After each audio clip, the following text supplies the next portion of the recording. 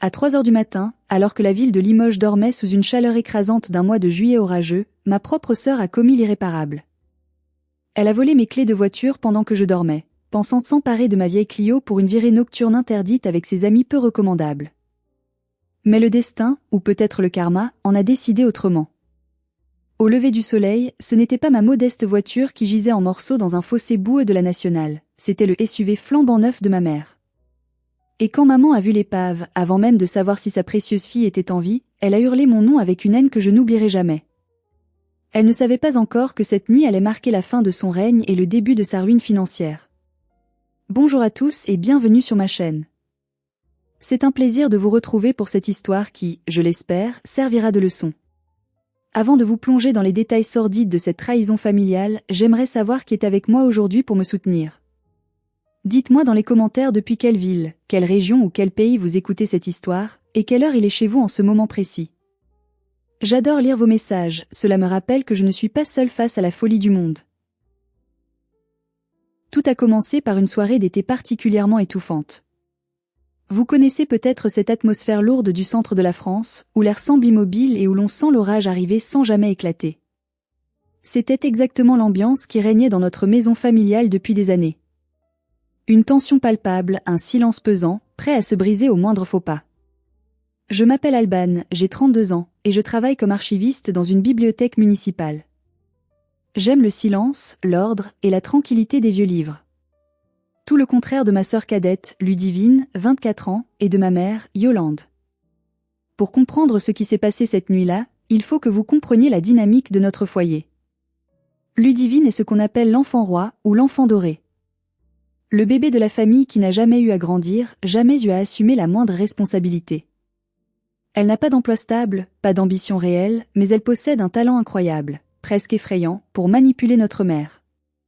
Maman, veuve depuis 10 ans maintenant, a reporté toute son affection, mais aussi toutes ses névroses, sur Ludivine. Elle excuse chaque erreur, chaque caprice, chaque impolitesse de sa cadette. Et moi ? Je suis la roue de secours. Celle qui est là pour payer les factures quand les temps sont durs, celle qui répare les pots cassés, celle sur qui on crie quand on est frustré. Ce soir-là, l'atmosphère était électrique pour une raison bien précise, la voiture. Maman venait de s'acheter un magnifique SUV gris métallisé, un modèle de luxe allemand, toutes options, avec des sièges en cuir véritable qui sentaient encore le neuf. C'était son trésor, sa revanche sur la vie, son symbole de statut social pour épater les voisines du quartier résidentiel et ses amis du club de bridge. Elle en parlait depuis des mois, nous montrant les catalogues, hésitant sur la couleur. « Tu verras Alban », me disait-elle avec des yeux brillants, « avec cette voiture, on me respectera enfin. Les gens verront que Yolande n'est pas n'importe qui. » Elle l'avait reçue depuis à peine 3 semaines. Elle la garait toujours au millimètre près, la lavait 2 fois par semaine, interdisait qu'on y mange ou qu'on y boive. C'était bien plus qu'une simple voiture pour elle, c'était une extension de son ego, une armure de métal contre sa peur de vieillir. Le problème, c'est que notre allée de garage est étroite et en pente. Ce soir-là, maman est rentrée tard d'un dîner en ville. Elle était fatiguée, et peut-être avait-elle bu un verre de vin de trop. Ma vieille Clio bleue, fidèle mais usée par les années, était garée au fond de l'allée, bloquant l'accès au garage. Alban a-t-elle crié depuis l'entrée en claquant la porte. « Je ne veux pas manœuvrer ce soir, je suis épuisée. » Je laisse le SUV devant le portail, dans la rue. « Tiens, prends mes clés. Demain matin, avant de partir au travail, tu le rentreras au garage pour moi. Je ne veux pas qu'il reste dehors toute la journée, on ne sait jamais avec les rayures ou les vandales. » J'ai soupiré, mais je n'ai pas discuté. C'était inutile de discuter avec Yolande quand elle était dans cet état. J'ai pris son trousseau. C'est lourd, un trousseau de clés de voiture de luxe moderne. Il y a ce poids spécifique de la technologie et de l'argent. J'ai posé ces clés sur la commode en merisier de l'entrée, juste à côté des miennes. Les 2 trousseaux se ressemblaient vaguement dans la pénombre du couloir, 2 boîtiers noirs, lisses. J'ai monté les escaliers en bois qui craquaient sous mes pas, épuisé par ma semaine de travail, et je me suis effondré dans mon lit, espérant une nuit de sommeil réparateur. Il était environ 3 heures du matin quand j'ai entendu le bruit. C'était un craquement léger, presque imperceptible. Le son caractéristique de la 3e marche de l'escalier, celle qui gémit toujours sous un poids familier. Je ne dormais que d'un œil. vivre avec Ludivine vous apprend à dormir comme une sentinelle, toujours sur le qui-vive. Elle rentrait souvent tard, ivre, ou essayait de sortir en douce pour rejoindre des amis que ma mère désapprouvait officiellement mais tolérait officieusement. J'ai ouvert un œil dans l'obscurité de ma chambre. Ma porte était entr'ouverte, laissant passer un rail de lumière du couloir. Une silhouette s'est glissée devant l'ouverture. J'ai retenu mon souffle, mon cœur se mettant à battre un peu plus vite. J'ai entendu des pas feutrés descendre l'escalier. Le tintement métallique des clés qu'on saisit sur un meuble en bois. Puis, le bruit lourd de la porte d'entrée qui se referme avec une précaution exagérée, le peigne glissant doucement dans la gâche. Je savais exactement ce qu'elle faisait. Elle prenait ma voiture. Encore. Ce n'était pas la première fois. Elle me l'empruntait sans demander pour aller en boîte de nuit quand elle n'avait pas d'argent pour le taxi ou quand ses amis ne pouvaient pas venir la chercher. D'habitude, je me levais, je hurlais, je réveillais maman pour la prendre à témoin. Et à chaque fois, maman me disait d'une voix pâteuse, « Oh, laisse-la, elle est jeune, il faut bien qu'elle s'amuse. Elle va faire attention à ta vieille guimbarde, ne sois pas si égoïste. » Cette nuit-là, j'étais trop fatiguée. Une fatigue profonde, celle de l'âme. J'ai pensé, allez, laisse tomber. C'est ma vieille Clio. Elle a 200 000 kilomètres au compteur. La carrosserie est déjà rayée. Si elle l'abîme, elle paiera. Je ne vais pas me battre à 3 heures du matin pour ça. J'ai entendu un moteur démarrer dans la rue. Un ronronnement puissant, doux, feutré. Pas le bruit de tracteur poussif de mon vieux diesel. Mais dans mon demi-sommeil, mon cerveau embrumé n'a pas fait la connexion immédiate. Je me suis retournée, j'ai tiré la couette sur ma tête pour bloquer le bruit, et je me suis rendormie. Je ne savais pas encore que ce silence complice allait me coûter ma tranquillité d'esprit, mais qu'il allait aussi m'offrir la plus douce et la plus terrible des vengeances. Je ne savais pas que Ludivine, dans la pénombre de l'entrée, avait attrapé le mauvais jeu de clés. Le réveil a sonné à 7h30. Une sonnerie stridente qui a percé mes rêves et m'a ramené à la réalité. J'ai ouvert les yeux, étiré mes bras, et pendant une seconde, tout semblait normal. La lumière du soleil d'été filtrait à travers les persiennes, dessinant des lignes dorées sur le sol. Les oiseaux chantaient dans le jardin. Une belle journée d'été s'annonçait à Limoges. Puis, la mémoire de la nuit m'est revenue comme un coup de poing dans l'estomac. Ludivine. Les clés. Le bruit du moteur. Je me suis levée d'un bond, en pyjama, les pieds nus sur le parquet froid, et j'ai couru à la fenêtre qui donnait sur l'allée et la rue. Mon sang s'est glacé. Ou plutôt, il s'est mis à bouillir d'une colère sourde. L'emplacement devant le portail était vide. Il n'y avait plus rien. Pas de voiture. Juste le bitume gris de la rue qui brillait au soleil matinal. Mais attendez. Je me suis frotté les yeux, croyant avoir mal vu. J'ai regardé vers le fond de l'allée. Ma vieille Clio bleue était là. Garée sagement au fond, près de la porte du garage, exactement là où je l'avais laissée la veille en rentrant du travail. Elle n'avait pas bougé d'un millimètre. C'était le SUV. Le magnifique SUV gris de maman. Il avait disparu. J'ai dévalé les escaliers, manquant de tomber dans ma précipitation. Je suis arrivée dans l'entrée, le cœur battant à tout rompre. Sur la commode, il ne restait qu'un seul trousseau de clés. J'ai regardé de plus près, n'osant y croire. C'était le mien. La clé usée de ma Renault, avec mon porte-clés Tour Eiffel un peu écaillé. Le trousseau de maman, avec le logo brillant de la marque de luxe allemande et l'étui en cuir noir, n'était plus là. Un rire nerveux, presque hystérique, est monté dans ma gorge. Ludivine. Cette idiote. Cette voleuse incompétente. Elle avait voulu prendre ma voiture pour ne pas se faire remarquer, pensant que je ne porterais pas plainte contre ma propre sœur. Mais dans le noir de l'entrée, guidée par sa précipitation et peut-être déjà par l'alcool, elle avait pris les clés du bébé de maman. Alban. Pourquoi tu cours comme un éléphant dans les escaliers ? La voix de maman venait de la cuisine. L'odeur du café frais et du pain grillé emplissait la maison, une odeur de normalité qui jurait avec la catastrophe en cours. Elle était assise là, à sa place habituelle, en peignoir de soie bordeaux, l'air royal, beurrant sa tartine avec une précision chirurgicale. « Maman », ai-je commencé, la voix tremblante, ne sachant pas où commencer. Elle ne m'a même pas regardée. Elle a continué à étaler sa confiture d'abricot. Tu as rentré le SUV au garage comme je t'ai demandé hier soir? J'ai entendu du bruit cette nuit, vers 3 heures. J'espère que tu n'as pas raclé le portail en le rentrant. Tu sais que la peinture coûte une fortune. Je l'ai regardée, stupéfaite par son aveuglement. Elle pensait que c'était moi qui avais bougé la voiture. Maman, il faut que tu viennes voir. Tout de suite. Elle a soufflé, agacée, posant son couteau avec un bruit sec. Quoi encore? Tu as rayé quelque chose? Je te jure, Alban, si tu as fait une égratignure à ma voiture, je te la ferai repeindre à tes frais. Tu es tellement maladroite parfois. Elle s'est levée, a resserré son peignoir et a marché d'un pas lourd et autoritaire vers l'entrée. Elle a ouvert la porte d'entrée d'un geste brusque et s'est figée sur le seuil, comme si elle venait de heurter un mur invisible. Le silence qui a suivi était assourdissant. Plus un oiseau ne chantait. Elle a cligné des yeux, une fois, 2 fois.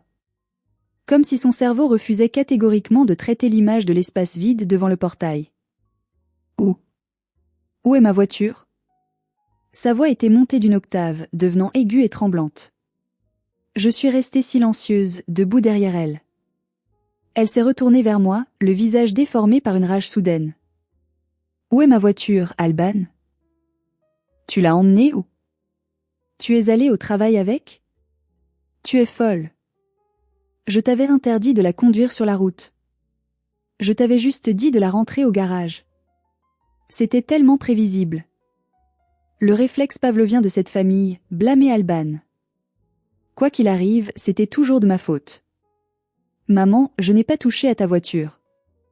Regarde sur la commode. Mes clés sont là. Ta voiture a disparu cette nuit. Ne me mens pas. A-t-elle hurlé, me saisissant le bras avec force, ses ongles s'enfonçant dans ma peau. Tu as oublié de fermer le portail? On l'a volé? C'est ça? Tu as laissé les clés dessus comme une imbécile? Mon Dieu, 40 000 euros. 40 000 euros qui s'envolent. Elle paniquait totalement, tournant en rond dans l'entrée comme une bête en cage. Ludivine. Ludivine. Descends tout de suite. Ta sœur a fait une bêtise énorme.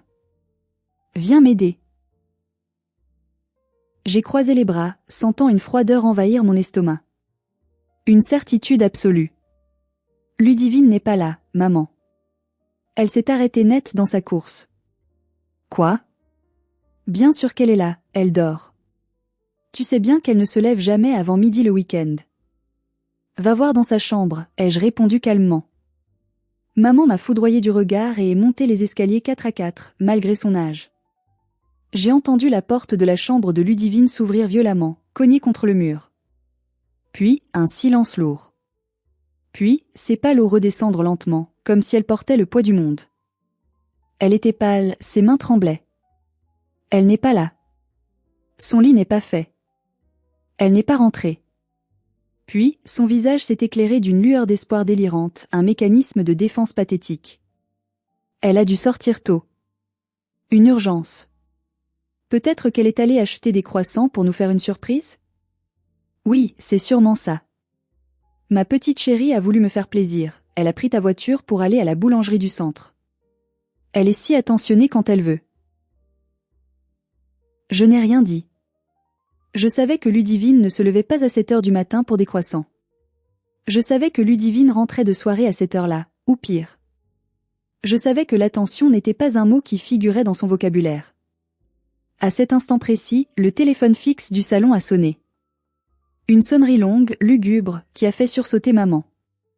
Elle a regardé l'appareil beige posé sur le guéridon comme s'il s'agissait d'une bombe à retardement. Qui appelle sur un fixe à 8 heures du matin de nos jours? Seulement la police. Ou l'hôpital. Ou la morgue.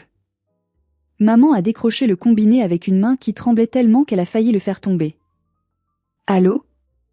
J'observais son visage, fasciné par la décomposition de ses traits en temps réel. En quelques secondes, tout le sang a quitté ses joues. Elle est devenue grise, de la couleur de la cendre, ou de son précieux SUV disparu. Ses genoux ont fléchi et elle a dû s'appuyer lourdement contre le mur du couloir pour ne pas s'écrouler au sol. Oui. Oui, c'est ma fille. Oui, je suis la propriétaire. Quoi? Non. C'est impossible. Vous devez faire erreur. Elle écoutait, les yeux écarquillés d'horreur, la bouche entr'ouverte. Puis elle a regardé vers moi, avec une expression de haine pure, comme si j'étais responsable de ce qu'elle entendait à l'autre bout du fil. Elle est vivante? D'accord. D'accord. On arrive tout de suite. Dites-lui que maman arrive. Elle a raccroché doucement, le plastique du téléphone claquant dans le silence de la maison. L'atmosphère était devenue lourde, gluante, irrespirable. C'était la gendarmerie, a-t-elle chuchoté, la voix brisée. Il y a eu un accident. Sur la départementale, à la sortie de la ville, près du vieux pont. Ludivine? Ai-je demandé, sentant un nœud se former dans ma gorge malgré tout. Oui. Elle est à l'hôpital. Des égratignures, un choc à la tête, rien de vital, Dieu merci. Mais la voiture. Sa voix s'est brisée en un sanglot sec. Ils disent que la voiture est détruite. Tonneau. Fossé. Perte totale. Soudain, sa tristesse s'est transformée en une colère volcanique. Elle s'est jetée sur moi, me poussant contre le mur. C'est de ta faute. Tout est de ta faute. J'ai reculé, choqué par la violence de son geste. Quoi? Comment peux-tu dire ça? Tu as laissé tes clés traîner. Tu sais qu'elle est impulsive. Tu sais qu'elle traverse une période difficile. Si tu avais caché tes clés de voiture, elle n'aurait pas pu prendre ta poubelle de Clio. Maintenant, ta voiture est à la casse et ma fille est à l'hôpital à cause de ta négligence. Tu es une sœur indigne. J'ai ouvert la bouche pour parler, pour lui dire la vérité, pour lui crier que ce n'était pas ma voiture, mais elle ne m'a pas laissé le temps. Elle était dans un délire de persécution. Allez, habille-toi. On y va. Je vais devoir expliquer aux gendarmes que c'est un malentendu, qu'elle a juste emprunté la voiture de sa sœur pour une urgence. On ne va pas porter plainte contre elle, évidemment. Tu diras que tu lui avais prêté. Tu m'entends, Alban? Tu diras aux gendarmes que tu lui as donné la permission verbale. Il faut la couvrir pour l'assurance. C'est là que j'ai senti quelque chose se briser définitivement en moi. Pas de la tristesse. Mais le dernier lien de respect, le dernier fil ténu d'amour filial que j'avais pour cette femme. Elle me demandait de mentir à la police. Elle me demandait d'assumer la responsabilité légale d'un accident pour protéger sa précieuse Ludivine. Elle pensait encore que c'était ma Clio qui était détruite. Elle s'en fichait éperdument que je n'ai plus de voiture pour aller travailler le lundi matin. Son seul et unique souci était de protéger Ludivine des conséquences de ses actes et de sauver les apparences. Je vous pose la question maintenant, très sincèrement. À ma place, qu'auriez-vous fait? Auriez-vous continué à jouer le jeu pour sauver la famille, par devoir ou par habitude? Ou auriez-vous laissé la vérité éclater, même si cela signifiait détruire votre propre mère et voir votre sœur en prison? Dites-moi dans les commentaires ce que vous auriez ressenti à cet instant précis. C'est important pour moi de savoir si ma réaction était justifiée ou si je suis le monstre qu'elles disent. Nous sommes montés dans ma voiture. Oui, dans ma Clio. Maman était tellement agitée, tellement aveuglée par sa panique, qu'elle n'a même pas réalisé qu'elle s'asseyait dans le véhicule qu'elle croyait détruit. Elle pleurait, appelait ses amis au téléphone en hurlant. « Oh, ma pauvre Ludie a eu un accident, la voiture d'Alban a glissé sur une plaque de verglas, c'est terrible, je suis bouleversée. » Je conduisais en silence, les mâchoires serrées. Je serrais le volant si fort que mes jointures étaient blanches. Je roulais vers la gendarmerie, où l'officier nous avait demandé de passer pour identifier le véhicule et signer des papiers avant d'aller voir Ludivine aux urgences. Le trajet a duré 20 minutes. 20 minutes durant lesquelles maman a élaboré 10 scénarios de mensonges différents pour disculper sa fille. Nous sommes arrivés au garage de la Fourrière, attenant à la gendarmerie. L'odeur d'huile, de caoutchouc brûlé et de poussière nous a accueillis. Le policier nous attendait. Un homme grand, le visage sévère, marqué par des années de service. L'inspecteur Aristide. Il avait l'air de quelqu'un qui en a assez de voir des gamines riches jouer avec leur vie le samedi soir et des parents qui nettoient derrière. « Madame Yolande ?» a-t-il demandé en nous voyant approcher. « Oui, c'est moi. »« Où est ma fille ?»« Je veux voir ma fille. »« Et la voiture ? Bon, ce n'est qu'une vieille voiture, l'important c'est que ma fille aille bien, n'est-ce pas ? » « La voiture est ici, a coupé l'inspecteur sèchement en montrant un amas de tôle informe derrière lui, sous un hangar en tôle. Maman a tourné la tête. Et le temps s'est arrêté. Littéralement. Ce n'était pas une petite voiture bleue compacte. C'était une masse grise, énorme, compactée comme une canette de soda qu'on aurait écrasée du pied. On distinguait à peine la marque de luxe sur la calandre tordue. Une roue avait été arrachée et gisait à quelques mètres. Le toit était enfoncé jusqu'au siège. Les vitres avaient explosé en 1000 morceaux. Les airbags pendaient comme des fantômes dégonflés. C'était le SUV. Son SUV. Son bébé à 40 000 €. Maman a lâché son sac à main de Marc. Il est tombé dans la poussière du garage avec un bruit mat qui a résonné dans le silence. Sa bouche s'ouvrait et se fermait comme celle d'un poisson hors de l'eau. Aucun son ne sortait. Son cerveau refusait d'accepter ce que ses yeux voyaient. C'était un court-circuit mental total. Mais, a-t-elle fini par couiner, un son ridicule et aigu. Mais c'est. Elle s'est retournée vers moi, les yeux exorbités, injectés de sang. Puis elle a regardé par-dessus mon épaule ma Clio garée sur le parking des visiteurs, intacte, brillante sous le soleil. Puis elle a regardé l'épave. Non. Non. C'est impossible. C'est MON SUV. C'est ma voiture. Elle a couru vers l'épave, trébuchant dans ses talons manquant de s'étaler dans l'huile. Elle a touché la carrosserie froide et déformée comme si elle pouvait la guérir par imposition des mains, comme si c'était un cauchemar dont elle allait se réveiller. Regardez ce qu'elle a fait. A-t-elle hurlé, sa voix se transformant en un cri animal, primitif. Elle l'a tué. Elle a tué ma voiture. L'inspecteur Aristide s'est approché, carnet en main, imperturbable face à l'hystérie. Madame, votre fille a été testée positive à l'alcool. 1,5 g par litre de sang. À 3 heures du matin. Elle a raté un virage à 110 km/h dans une zone limitée à 70. Elle a percuté une glissière de sécurité en béton et fait 3 tonneaux avant de finir en contrebas. C'est un miracle qu'elle soit en vie. Maman s'est retournée vers moi, les larmes coulant sur son maquillage soigné, créant des rivières noires sur ses joues. Pourquoi tu ne m'as rien dit? Pourquoi tu m'as laissé croire que c'était ta voiture? J'ai haussé les épaules, un calme olympien m'envahissant soudainement. Tu ne m'as pas laissé parler, maman. Tu étais trop occupée à m'accuser d'avoir laissé traîner mes clés. Mais Ludivine n'a pas pris mes clés. Elle a pris les tiennes. Celles que tu m'as données hier soir. Elle a confondu dans le noir. C'est l'ironie du sort, n'est-ce pas? Tu aurais dû l'empêcher. A-t-elle crié, cherchant encore un coupable autre qu'elle-même. Tu es sa sœur aînée. Tu es responsable. Je dormais, maman. Comme toi. Je ne suis pas sa gardienne. L'inspecteur a tout sauté pour attirer notre attention. Madame, nous avons besoin de votre déclaration officielle.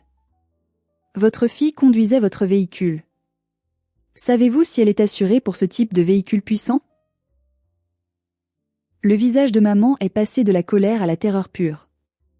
L'assurance. Je savais, et elle savait. Elle avait souscrit l'assurance la moins chère possible pour conducteur unique exclusif afin d'économiser quelques dizaines d'euros par mois, car elle jurait être la seule à conduire ce bijou. Ludivine, avec son permis probatoire de moins de 2 ans et son historique de petits accrochages, n'était absolument pas déclarée. Pire encore, la clause d'exclusion pour conduite en état d'ivresse est standard dans tous les contrats. Elle a juste emprunté les clés, sans ma permission, a bégayé maman, cherchant une issue. C'est du vol. Si c'est du vol, l'assurance paye, non? Dites-moi que l'assurance paye pour le vol. L'inspecteur a levé un sourcil sceptique. Vous voulez porter plainte pour vol contre votre propre fille, madame? C'est une procédure lourde. Votre fille passera au tribunal correctionnel. Vol aggravé en réunion ou par ascendant, conduite en état d'ivresse, destruction de biens d'autrui, mise en danger de la vie d'autrui. Elle risque de la prison ferme vu les circonstances et son taux d'alcoolémie. Maman était piégée. Un piège qu'elle avait elle-même construit année après année en gâtant sa fille. Si elle disait que Ludivine avait la permission, l'assurance ne paierait pas car Ludivine était ivre et non déclarée sur le contrat. Si elle disait que Ludivine avait volé la voiture, Ludivine devenait une criminelle aux yeux de la loi, avec un casier judiciaire indélébile. Et l'assurance se retournerait probablement contre Ludivine pour se faire rembourser les dégâts causés à l'infrastructure publique, qui s'annonçait salée. Elle s'est tournée vers moi, ses yeux implorant une aide, une solution miracle, une bouée de sauvetage. Alban. Dis-lui. Dis-lui que c'est toi qui conduisais. J'ai cru avoir mal entendu. Le monde a vacillé autour de moi. Les bruits du garage se sont estompés. Pardon ? Ai-je articulé ? Dis que c'est toi qui conduisais, a-t-elle chuchoté frénétiquement, agrippant mon bras, ses doigts me faisant mal. Tu es assuré tout risque depuis des années. Tu as ton permis depuis plus de 10 ans. Tu es sobre. On dira que tu as eu un moment d'inattention, un lapin qui a traversé la route. Ludivine était juste passagère. S'il te plaît, Alban. Pour la famille. Sinon on perd tout. Je t'en supplie. L'inspecteur nous regardait, attendant, son stylo en suspens au-dessus de son carnet. Il avait tout entendu. Maman a poussé un cri étouffé, comme si je venais de la poignarder en plein cœur. Traîtresse. Ingrate. Après tout ce que j'ai fait pour toi. Tu veux ma mort ? L'inspecteur a fermé son carnet avec un claquement sec qui a résonné comme un verdict. Merci, mademoiselle. C'est noté au procès-verbal. Madame Yolande, je vous conseille très fortement de ne pas aggraver votre cas avec une tentative de fraude ou de subornation de témoins. Votre fille Ludivine est en garde à vue médicalisée à l'hôpital. Vous pourrez la voir quand elle sera dégrisée, probablement en fin de journée. D'ici là, je vous suggère de contacter un avocat. Le retour à la maison a été un enfer silencieux. Maman pleurait sans discontinuer, non pas sur le sort de sa fille blessée, mais sur l'argent. 40 000 €. Je n'ai pas fini de la payer. Comment je vais faire ? Je suis ruinée. Dès que nous sommes rentrés, elle a appelé Gatien. Gatien est mon cousin éloigné, mais surtout, c'est un courtier en assurance honnête, direct et très compétent. Il s'occupe des contrats de la famille depuis toujours. Il connaît toutes les petites lignes. Il est arrivé 1 heure plus tard, avec sa mallette en cuir usé et son visage compatissant mais professionnel. On s'est assis dans le salon, volets fermés pour cacher la honte. Maman lui a servi un café avec des mains tremblantes, renversant un peu de liquide dans la soucoupe. Alors, Yolande, a commencé Gatien en ajustant ses lunettes sur son nez. J'ai lu le rapport préliminaire que tu m'as envoyé. C'est compliqué. Très compliqué. Dis-moi qu'il y a une solution, Gatien. Dis-moi que l'assurance va me rembourser mon SUV. J'ai pris l'option valeur à 9, non ? Je paie une fortune chaque mois pour cette option. Gatien a soupiré, posant ses mains à plat sur la table. L'option valeur à 9 fonctionne si le conducteur est en règle, Yolande. C'est la base. Ludivine avait 1,5 g d'alcool. C'est délictuel. C'est une clause d'exclusion absolue et universelle dans tous les contrats d'assurance automobile en France. Même si elle avait été déclarée comme conducteur secondaire, ce qui n'est pas le cas, l'alcool annule tout. Absolument tout. Maman a blêmi, ses lèvres devenant bleues. Tout ? Tout. Ils ne rembourseront pas 1 centime pour ton véhicule.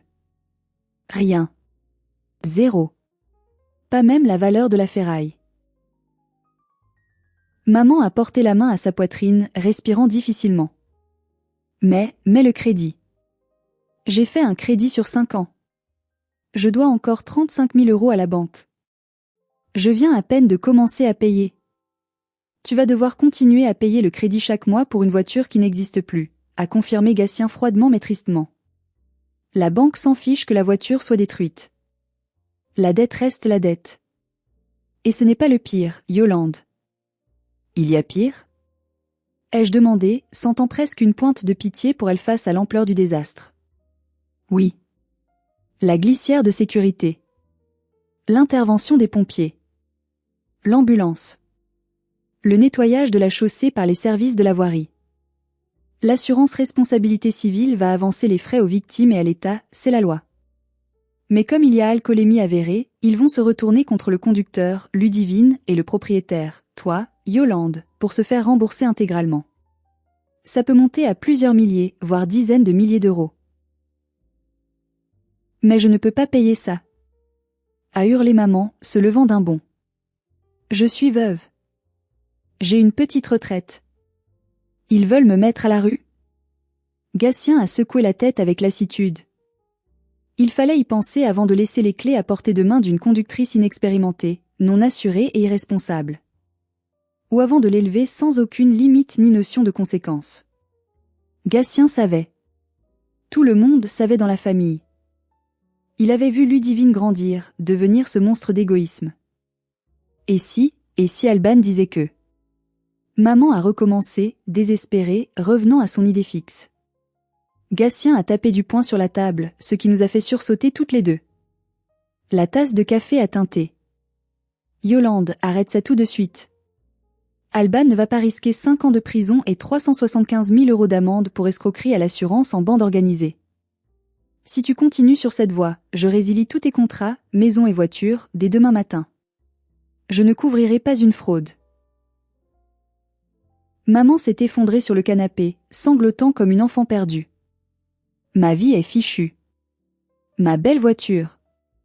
Qu'est-ce que les voisins vont dire? Qu'est-ce que le club de bridge va penser? C'était toujours ça le plus important, les voisins. L'image. Pas le fait que sa fille aurait pu tuer une famille sur la route. Pas le fait qu'elle essayait de détruire la vie de son autre fille. Juste l'apparence sociale. C'est à ce moment-là, alors que les pleurs de maman remplissaient le salon, que la sonnette de l'entrée a retenti. Un son joyeux, incongru. Je suis allée ouvrir. C'était Madame Bérénice, notre voisine d'en face. Une dame âgée, veuve elle aussi, très curieuse, qui passait ses journées derrière ses rideaux en dentelle à surveiller la rue. Elle tenait son téléphone portable à la main comme une offrande religieuse. « Bonjour Yolande, bonjour Alban », a-t-elle dit avec un sourire pincé qui ne masquait pas son excitation. « J'ai vu la police ce matin. J'ai vu la dépanneuse. J'ai entendu pour l'accident. C'est terrible, vraiment terrible. Mais je pensais que vous devriez voir ça. Vous savez que j'ai installé une caméra de surveillance pour mon portail le mois dernier? Eh bien, elle filme aussi un peu votre allée. L'angle est parfait. » Maman a levé la tête de ses mains, les yeux rouges et gonflés. Quoi? Qu'est-ce qu'on s'en fiche de votre caméra, Bérénice? Laissez-nous tranquilles. Madame Bérénice n'a pas perdu son sourire. Elle adorait être au centre de l'action, être celle qui sait. Regardez simplement. C'est très instructif. Vous comprendrez mieux. Elle est entrée sans invitation, a posé le téléphone sur la table basse en verre et a appuyé sur lecture. La vidéo était en noir et blanc, un peu granuleuse à cause de la vision nocturne, mais on voyait clairement notre entrée de garage. L'horodatage indiquait 2h55. On a vu la porte d'entrée s'ouvrir. Ludivine est sortie. Elle titubait légèrement, manquant de trébucher sur la première marche du perron. Elle tenait les clés à la main, les faisant tourner autour de son doigt. Elle s'est dirigée d'abord vers ma Clio. Elle a essayé d'ouvrir la porte conducteur en tirant sur la poignée. C'était fermé. Elle a pesté, on voyait ses gestes d'agacement, ses bras qui s'agitaient. Elle a appuyé sur le bouton de la télécommande qu'elle tenait. Les phares du SUV gris, garé plus haut, se sont allumés en clignotant 2 fois. Le flash a illuminé l'allée comme un éclair. Ludivine s'est figée. Elle a regardé les clés dans sa main. Elle a regardé le SUV imposant. Elle a regardé ma petite Clio. Et là, on a vu le moment exact où elle a pris sa décision. Le moment de bascule. Ce n'était pas une erreur. Ce n'était pas une confusion. Elle a souri. Même sur la vidéo granuleuse, on a vu ce sourire. Un sourire mauvais, un sourire de gamine gâtée qui vient de trouver un jouet encore meilleur que prévu. Elle a fait un petit pas de danse, une pirouette ivre. Elle a contourné ma Clio avec dédain et s'est dirigée délibérément vers le SUV. Elle a caressé le capot et monté dedans, a pris le temps de régler le rétroviseur et a démarré en trombe, manquant d'érafler le pilier du portail en sortant en marche arrière. « Vous voyez ?» a dit Madame Bérénice doucement, reprenant son appareil. Elle savait très bien ce qu'elle faisait. Elle a essayé votre voiture, Alban. Ça n'a pas marché. Alors elle a pris celle de luxe. Elle voulait frimer devant ses copains. Elle a choisi le luxe. Maman fixait l'écran noir du téléphone, pétrifiée. L'excuse du malentendu, de la confusion dans le noir, venait de s'évaporer instantanément. Ludivine avait volé la voiture en toute connaissance de cause. C'était prémédité. C'était de la malveillance pure. Je peux envoyer cette vidéo à l'inspecteur Aristide si vous voulez, a proposé Madame Bérénice, avec une fausse innocence qui frisait la cruauté. Pour l'enquête. Ça aiderait à établir la vérité. Non, a crié maman, se levant pour essayer d'attraper le téléphone. Supprimez ça. Je vous en supplie, Bérénice. Ne faites pas ça. Madame Bérénice a reculé, serrant son téléphone contre sa poitrine. Oh, je ne sais pas, Yolande. C'est une preuve importante. Et puis, Ludivine est tellement imprudente depuis des années. Elle conduit vite dans le quartier. Il y a des enfants qui jouent. Ce serait rendre service à la communauté qu'elle ne conduise plus pendant un moment. Je vais y réfléchir. Elle est partie en nous laissant avec cette bombe à retardement. Ludivine n'était pas une victime d'une erreur. C'était une voleuse opportuniste. Le soir même, Ludivine est rentrée de l'hôpital. Ou plutôt, maman est allée la chercher en taxi, payant la course chère. Elle avait un bras en écharpe, un pansement sur le front et une minerve. Pas un mot d'excuse en entrant. Pas un regard de regret. Elle est entrée dans le salon, s'est affalée sur le canapé en soupirant et a dit « Il n'y a rien à manger ?» J'ai faim. La bouffe de l'hôpital était dégueulasse, immangeable. Fais-moi des pâtes, maman. J'ai senti une veine battre sur ma tempe, prête à exploser. Tu as faim ? Ai-je demandé calmement, d'une voix glaciale. Tu viens de détruire une voiture de 40 000 €, tu as mis maman dans une dette colossale pour les 5 prochaines années, tu as failli te tuer, et ta seule préoccupation c'est ton estomac ? Ludivine a levé les yeux au ciel, comme si j'étais une nuisance mineure. Oh ça va, la donneuse de leçons. C'est qu'une voiture, de la ferraille. L'assurance va payer. Maman en rachètera une autre, une mieux. Arrête ton drame. L'assurance ne paiera rien, Ludivine. Rien du tout. Tu étais ivre. Tu n'es pas assurée. Maman va devoir payer le crédit toute seule. Pour la première fois, j'ai vu la peur traverser ses yeux, une lueur fugitive. Mais elle a vite masqué par de l'agressivité, sa défense habituelle. Maman. Dis-lui de se taire. Elle me donne mal à la tête. J'ai une commotion, j'ai besoin de repos. Mais maman ne disait rien. Elle était assise dans un coin, dans l'ombre, regardant le mur, faisant des calculs mentaux désespérés. Le poids de la réalité commençait enfin à écraser ses illusions maternelles. Le lendemain, dimanche, la machine familiale s'est mise en route. C'est ce qu'on appelle les flying monkeys, les singes volants, dans la psychologie des dynamiques toxiques. Les alliés du narcissique qui viennent faire le sale boulot pour lui, manipulés par des récits tronqués. Mon téléphone n'a cessé de sonner. Tante Claudine, oncle Marc, ma grand-mère paternelle. Ils avaient tous entendu la version de maman, une version édulcorée où Ludivine était une pauvre victime d'un accident malheureux et où je, la méchante sœur aînée, refusais d'aider. Alban, comment peux-tu être aussi cruelle ? Me disait ma tante Claudine au téléphone, sa voix tremblant d'indignation feinte. Ta mère est au bord du suicide, elle est dévastée. Ta sœur est blessée, elle souffre. Et toi, tu refuses de faire un petit geste pour aider ? Tu as un cœur de pierre. Le petit geste étant, bien sûr, de prendre le blâme ou de payer une partie des dégâts. Tu as de l'argent de côté, toi, insistait mon oncle Marc, qui ne m'appelait jamais d'habitude. Tu n'as pas d'enfant, tu vis simplement, tu es fonctionnaire. Tu pourrais rembourser le crédit de ta mère ou au moins payer les frais d'avocat. C'est ça la famille. On s'entraide dans l'adversité.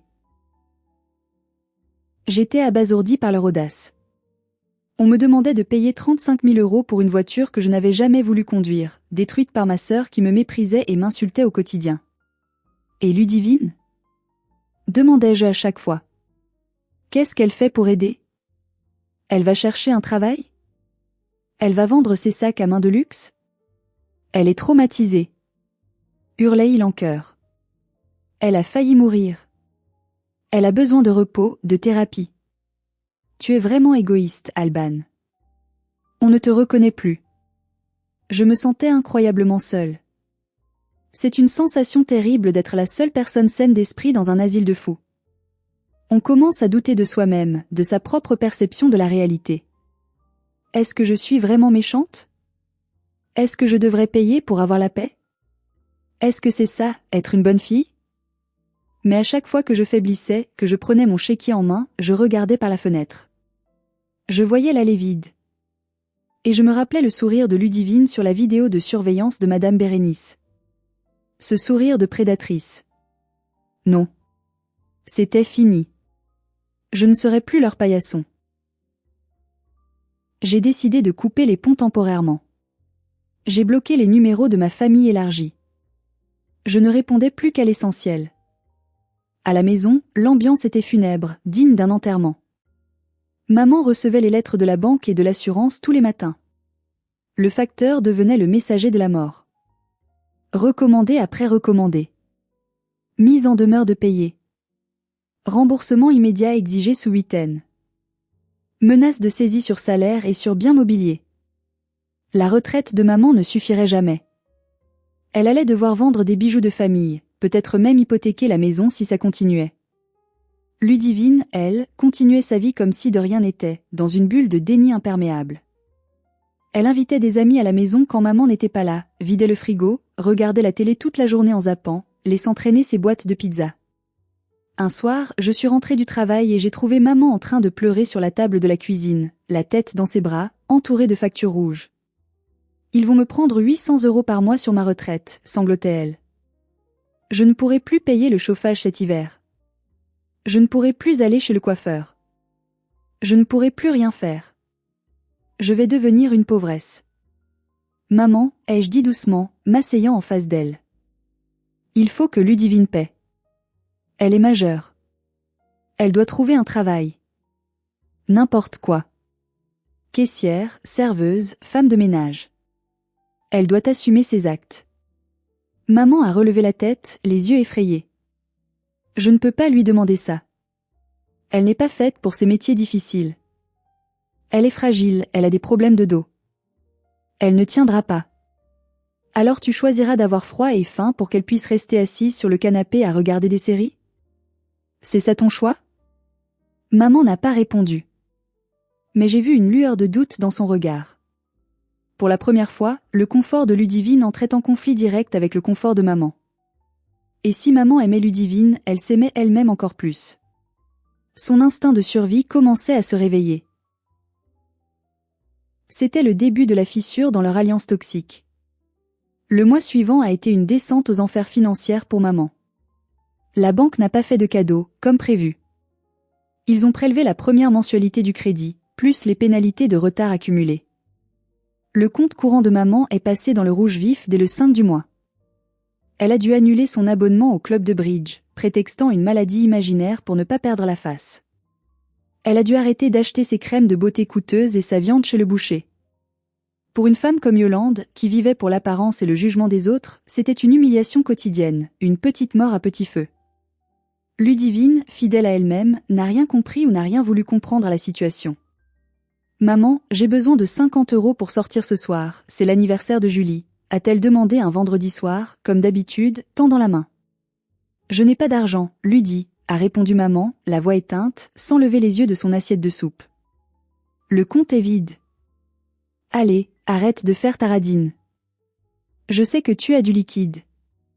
Regarde dans ton porte-monnaie. » Ludivine a attrapé le sac de maman posé sur une chaise. Maman a essayé de le reprendre, se levant brusquement. « Non. Laisse ça. Touche pas à mon sac. Tu me caches du liquide. » a crié Ludivine, tirant sur la anse du sac. « Tu veux juste me punir. » C'était une scène pathétique, misérable. Deux femmes adultes se battant pour un sac à main en cuir dans une cuisine mal éclairée. Soudain, dans la lutte, Ludivine a poussé maman. Pas très fort, mais suffisamment pour que maman, affaiblie par le stress, perde l'équilibre et tombe lourdement sur une chaise en bois. Le silence s'est fait instantanément. Même le frigo a semblé arrêter de ronronner. Maman a regardé sa fille.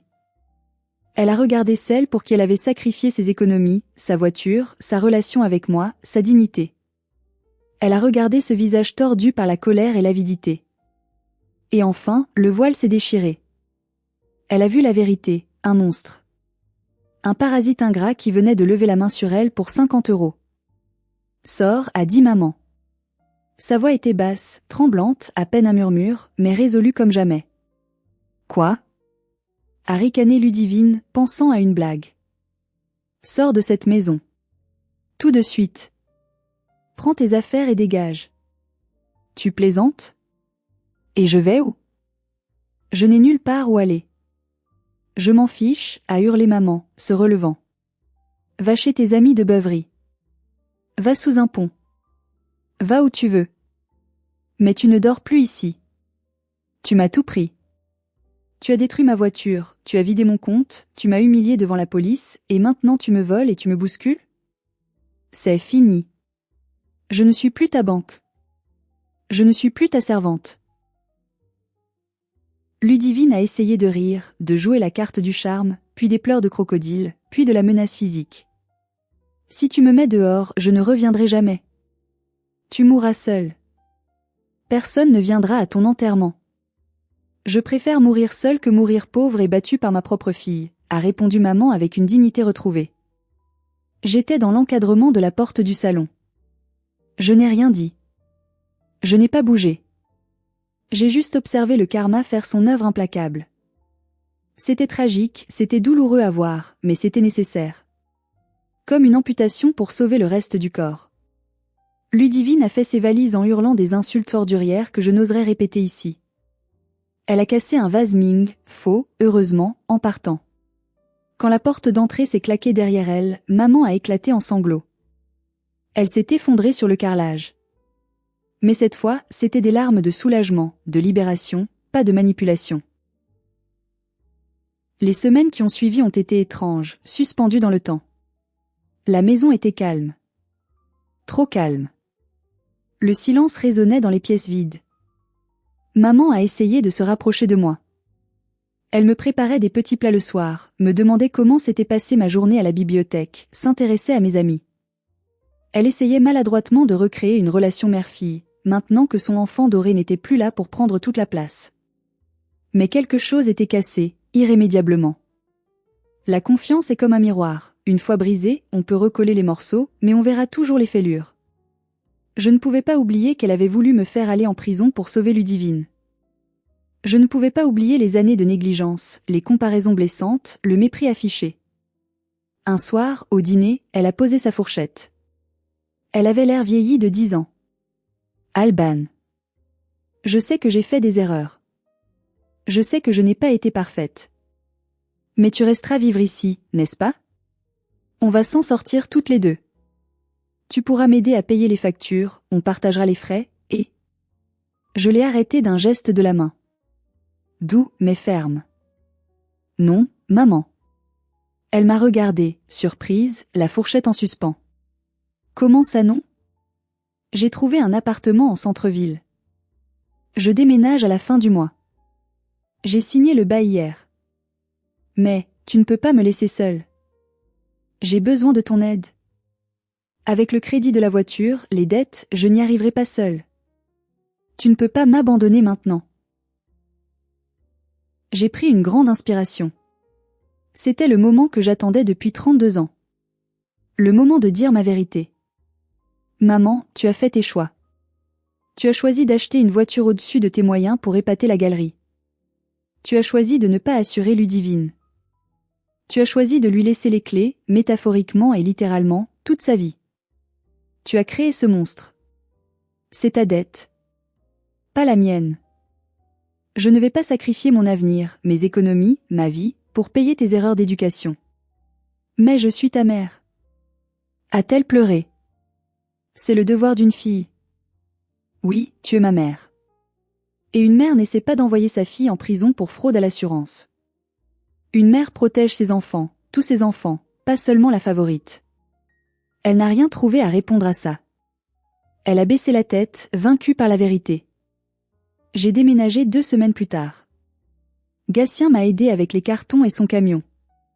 Il m'a dit plus tard que maman avait dû mettre la maison familiale en vente pour payer ses dettes accumulées et prendre un petit appartement en banlieue, loin de ses amis huppés. Une chute sociale vertigineuse pour elle. Ludivine? On a appris par la rumeur qu'elle squattait chez des amis de plus en plus douteux jusqu'à ce qu'ils la mettent dehors à son tour. Elle a fini par travailler comme plongeuse dans un restaurant routier sur l'autoroute pour survivre. La princesse avait perdu sa couronne et devait enfin se salir les mains. Aujourd'hui, cela fait 1 an jour pour jour que l'accident a eu lieu. Je vis dans mon propre appartement, un petit 2 pièces lumineux avec un balcon plein de plantes vertes que je chéris. C'est calme. Personne ne me vole mes clés la nuit. Personne ne me crie dessus pour des futilités. Personne ne me demande de mentir à la police. Maman m'appelle parfois, 1 fois par mois environ. Nos conversations sont courtes, polies, distantes. Elle se plaint de son nouvel appartement trop petit, de ses rhumatismes, du prix de la vie qui augmente. Elle ne parle jamais de Ludivine. Je crois qu'elle a trop honte, ou peut-être qu'elle a enfin compris. J'ai croisé Ludivine 1 fois en ville, par hasard, il y a 2 semaines. Elle servait en terrasse d'un café. Elle avait l'air vieillie, fatiguée, les traits tirés, le vernis écaillé. Elle m'a vu passer sur le trottoir d'en face. Elle a hésité, a fait un pas vers moi, puis elle a vu mon regard. Elle a baissé les yeux et est retournée servir ses clients. Je n'ai ressenti ni haine, ni pitié, ni triomphe. Juste de l'indifférence. Une paix totale. Elle était devenue une étrangère. Cette histoire m'a coûté ma famille, l'illusion d'un foyer, mais elle m'a rendu ma liberté. J'ai payé le prix fort, mais cela en valait la peine. J'ai appris une leçon précieuse que je veux partager avec vous. On ne peut pas sauver les gens qui ne veulent pas être sauvés, même si c'est notre propre sang. On ne peut pas se détruire pour chauffer les autres. Et surtout, la vérité finit toujours par éclater, parfois doucement, parfois avec le bruit fracassant d'un SUV de luxe contre une barrière de sécurité en béton. Si vous vivez une situation similaire, si vous êtes le bouc émissaire d'une famille toxique, si on vous demande de payer pour les erreurs des autres, n'attendez pas que la voiture s'écrase pour partir. Protégez vos clés, protégez votre compte en banque, protégez votre santé mentale, et partez avant qu'il ne soit trop tard. Vous méritez mieux que d'être une roue de secours. Merci infiniment d'avoir écouté mon histoire jusqu'au bout. C'était difficile à raconter, de remuer ces souvenirs douloureux, mais ça fait du bien de le sortir, de le partager avec une communauté bienveillante. Si cette histoire vous a touché, ou si elle vous a rappelé quelqu'un de votre entourage, s'il vous plaît, cliquez sur le bouton j'aime juste en dessous. Ça aide énormément la chaîne à grandir et à partager ses témoignages.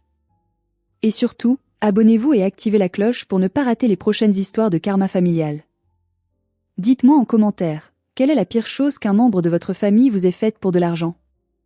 Avez-vous déjà dû couper les ponts pour vous sauver? Je lirai toutes vos réponses avec attention. Prenez soin de vous, et gardez vos clés en sécurité.